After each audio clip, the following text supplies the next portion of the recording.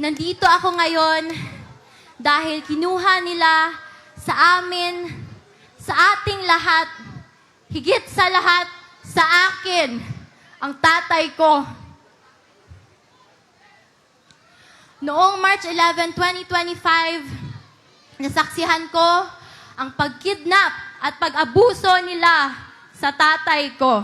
Imbes na krimen, korupsyon at kahirapan ang pagtuunan ng pansin ng pamahalaang ito, inuuna nila ang pagsira sa pamilya ko at sa lahat ng kaalyado nito.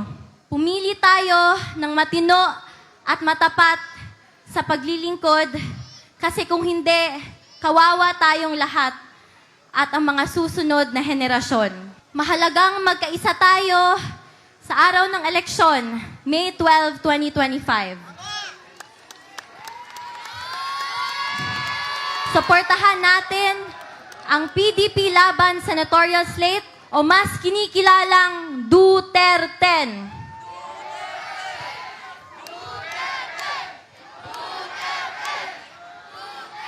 Mag-vote straight tayo at mag-block vote tayo upang mahirapan silang mandaya.